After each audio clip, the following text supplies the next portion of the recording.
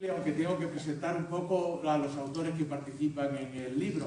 Decir que el libro surgió en principio dentro de la colección que tiene... Voy a quitar esto, ahora sí. Dentro de la colección que tiene la Fundación Caja Badajoz,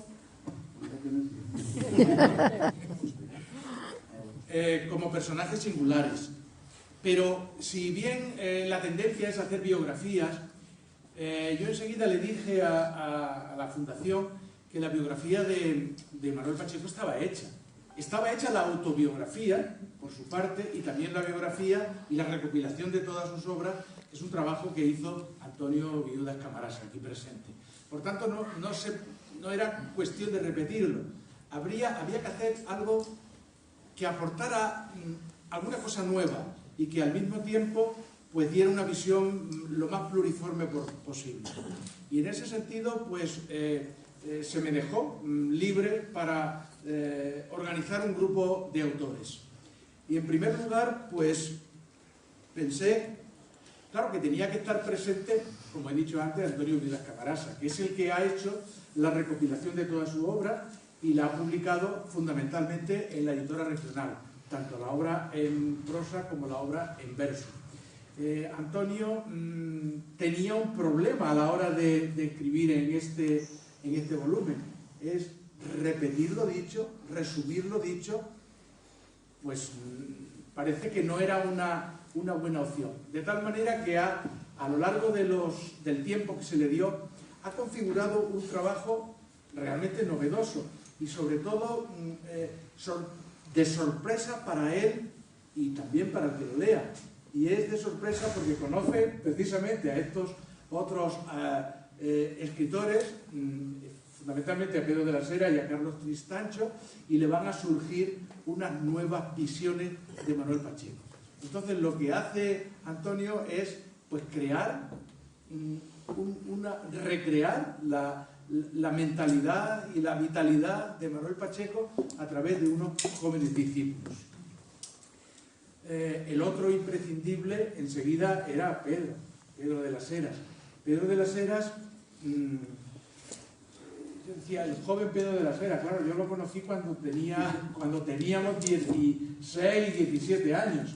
Y claro, recuerdo que era uno de los discípulos o una de las personas más cercanas a Manuel Pacheco. Por tanto, su presencia iba a dar otro matiz nuevo, el matiz del que lo conoce de cerca, entrañablemente, y ofreciendo otra visión, además, pues también rompedora, que es a través de sus collages. Unos collages que están dando la vuelta a toda Extremadura en exposiciones y que aquí se presentan lujosamente en el libro, como podrán ver, a todo color, buena parte de los mismos. Pero aporta algo también nuevo y es un inédito, una obra de teatro de Federico García de Pruneda. ¿Por qué? Pues porque Pedro de las Heras liga mucho al personaje Manuel Pacheco con lo que nosotros denominábamos los sábados de esperanza, las tertulias de Esperanza Segura.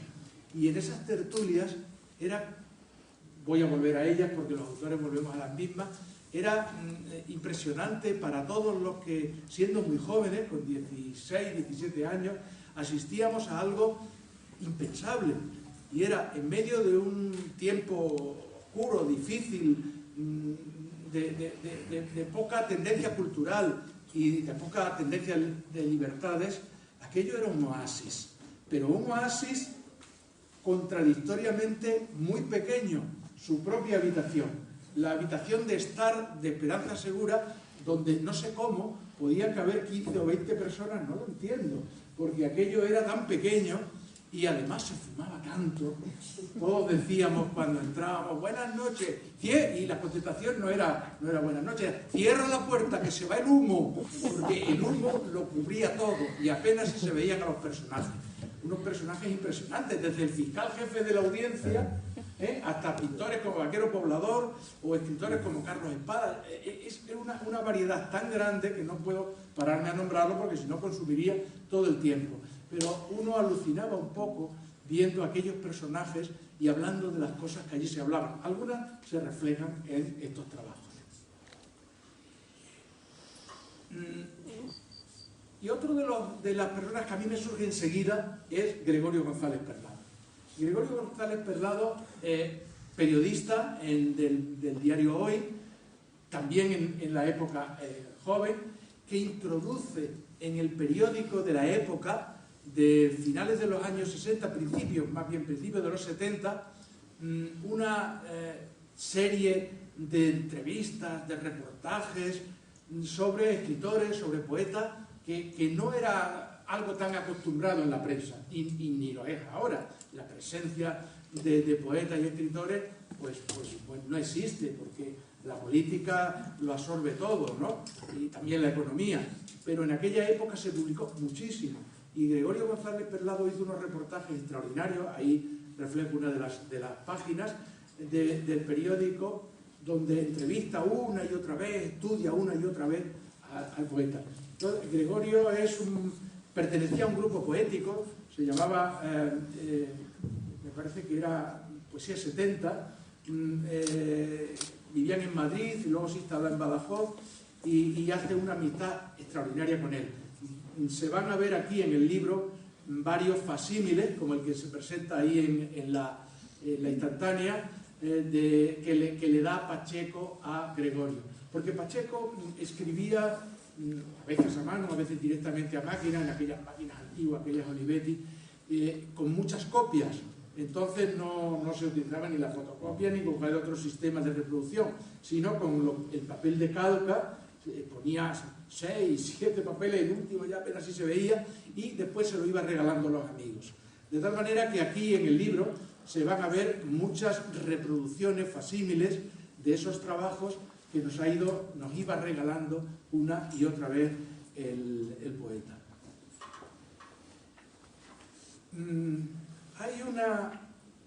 Hay dos estudiosos que vienen a continuación, más jóvenes, de 40 y algo años ahora, alumnos de Antonio Viuda, que colaboran en el libro con dos trabajos impagables, extraordinarios.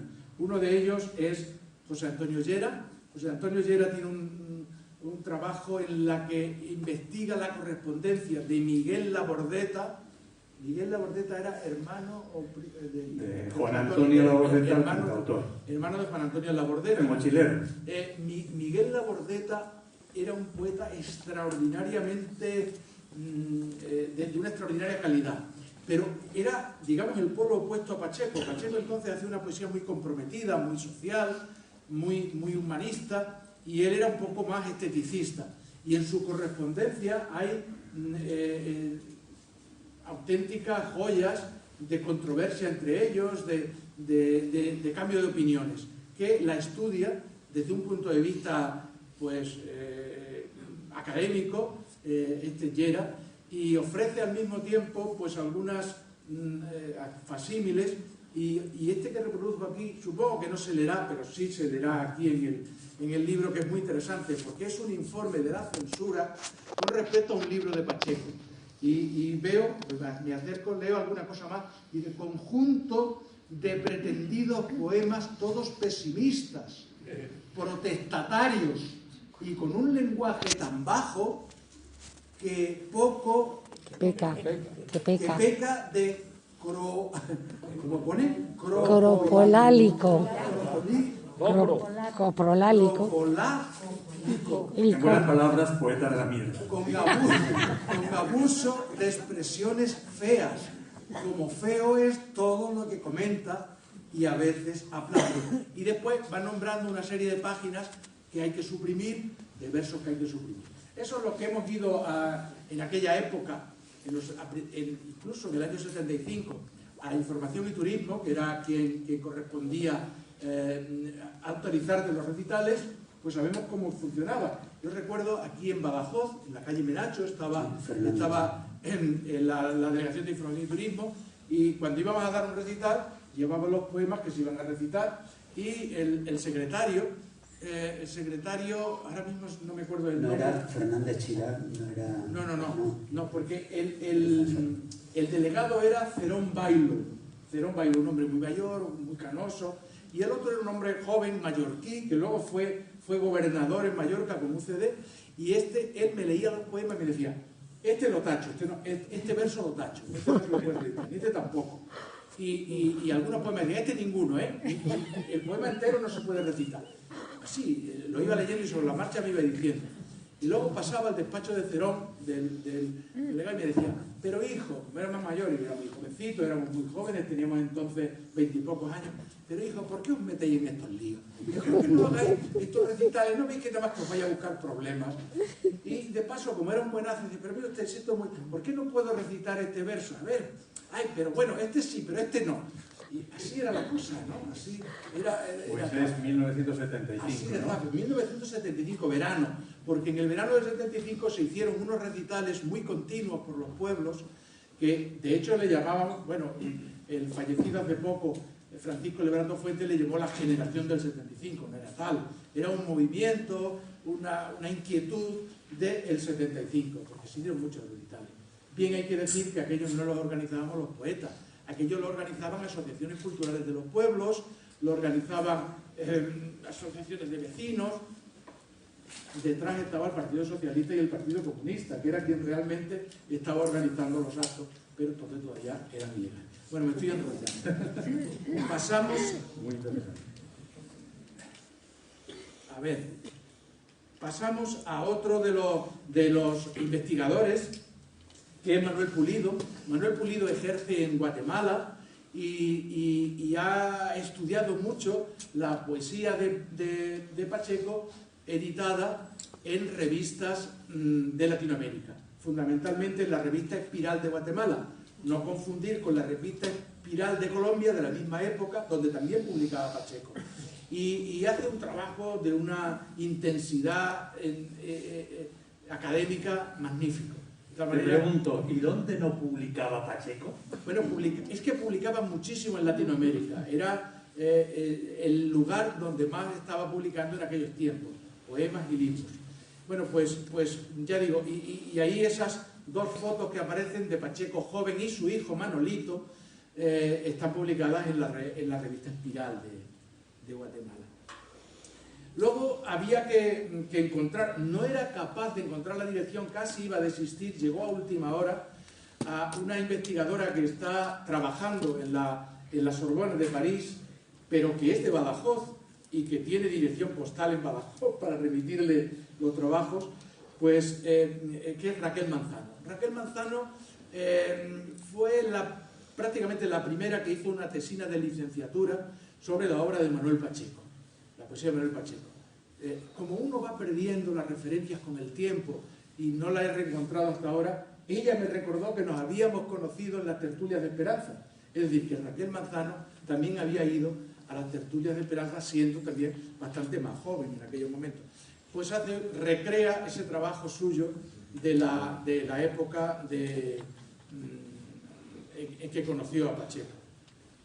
El siguiente, voy por el orden porque no te me he puesto los nombres, otro que no podía faltar y que insistí desde el primer momento era Luis Limpo. Luis Limpo es el archivero bibliotecario y cronista oficial de Olivenza, donde se conserva casi todo el archivo epistolar y bibliográfico de Manuel Pacheco. Y él lo que ha hecho es un trabajo específico sobre el diario de Laurentino Agapito Agaputa, que es una obra en prosa corta, escrita alucinante, surrealista, rompedora, iconoclasta de Manuel Pacheco. Quiero contar una anécdota con respecto a esta obra, y es que aparece con el sello de una editorial de Barcelona, La mano en el cajón, pero está impresa en Badajoz. Hombre, los barceloneses que tienen tanta tradición impresora, como imprimen en Badajoz. Bueno, la verdad es que esta obra fue una apuesta de un librero de Badajoz, de librerías Paule, en la avenida Fernando Calzadilla, que en una ocasión me dijo, oye, me gustaría publicar un libro de Pacheco que me ha enseñado en prosa, pero habría que ponerle un sello editorial. Y como teníamos una relación muy grande con la editorial La mano en el cajón de Barcelona, pues le pedí el sello editorial, es decir, el permiso para editar con este. Así que esa es la razón de que La mano en el cajón publicara el libro. No lo publicó La mano en el cajón, sino que lo costeó la Pauli. Y el trabajo que hace Limpo es un trabajo bastante controvertido y crítico, porque Limpo no se casa con nadie. Luego, otro de los autores, además Limpo me lo sugería, es Francisco Javier Pérez González, de Barcarrota. Fijaros que joven está ahí con Pacheco, ya mayor, joven entonces, ya todos peinamos unas canas enormes. Bueno, pues Manuel Pacheco, La muerte y la doncella, es un manuscrito del autor de cuando Manolo estuvo internado en el hospital por razones de enfermedad, y ahí recrea sus ensoñaciones con una monja que le atendía, una monja joven y guapa, y es una obra muy interesante. Creo que el Limpo la está revisando para su publicación en la editora regional. Hasta que presente el director, que me lo está reconfirmando, efectivamente. Pues es una obra que merece leerla, porque lo cierto es que está un poquito retocada en el estilo por Limpo, porque estamos hablando de una obra en aquel momento juvenil de Pacheco. Quien siguiente tenía que estar a la fuerza era Rosa Lencero. Rosa Lencero es una poeta impresionante, narradora extraordinaria, que conoció muy bien a Pacheco, no solo porque fuera Pacheco amigo de su tío Luis Álvarez Lencero, sino porque ella y su pareja, Antonio Viuda Camarasa, le asistieron mucho en sus últimos años, cuando estaba rondándole continuamente la soledad. Así que recrea un poco, Rosa, ese tiempo amargo de la despedida casi de la vida, y sobre todo de los amigos y del entorno. A continuación viene el trabajo breve de Arturo Sancho, un bibliófilo de Badajoz, que aportó muchas originales para que Manuel Pecellín hiciera el libro de los colores. ¿Cómo era? Los olores el olor de Badajoz. Sí. A continuación, estoy ya casi terminando, viene un trabajo de Caridad Jiménez Paralejo, que es una creación y recreación. Es un trabajo de una poeta y de una narradora que lo enfoca también criticando al modelo social en el que estamos metidos y incidiendo con mucha fuerza en la crítica, muy al estilo de lo que también hacía Pacheco. Claro. Bueno, ya estamos en los últimos autores. Carlos Tristancho, ese dibujo es de él, que hace un trabajo rememorando también todos los conocimientos que ha tenido de Pacheco, pues porque desde muy adolescente o preadolescente lo vivió y lo convivió y lo aprendió y lo embebió, ¿no? Entonces es un trabajo entrañable sobre él. Lo mismo que el de Sinfrido Álvarez. Sinfrido Álvarez, que aporta, ahí se ve en la instantánea, algo que yo no lo he visto con frecuencia, porque sí en la dedicatoria, pero Manuel Pacheco solía dar los poemas a máquina, pero no a mano. Y aquí en este caso lo que Sinfrido nos da es un impagable manuscrito magnífico, donde uno reconoce perfectamente la letra de Pacheco en unos poemas preciosos. Pero es que Sinfrido nos pone una cantidad de trabajos inéditos fantásticos, de manera que su trabajo es un trabajo muy, muy apreciable para el libro. Pedro de la Guerra dice, también tienes que meter a Juan José Poblador. Digo, Pedro, es que esto no se va a acabar nunca, corto ya es la última. Y bueno, pero era necesario. Juan José Poblador, novelista bien galardonado, de Badajoz, pero que vive en Conil, escribe un texto muy gracioso, porque es que él es también corrosivo, un poco irónico, sobre los tiempos difíciles de las tertulias de Esperanza Segura, y algún registro improvisado de la autoridad donde se encuentra con una serie de libros que los que registran lo consideran aquello absurdo y que además no vale para nada y se van tranquilamente y no quieren volver a ver a un poeta nunca más. Y nada más, yo, bueno, pues finalmente hay un trabajo mío donde cuento la vida y milagros de los jóvenes que íbamos a las tertulias de Esperanza Segura, que vivimos ese ambiente y ese conocimiento de los poetas generosos, mayores, que nos entendían con tanto cariño.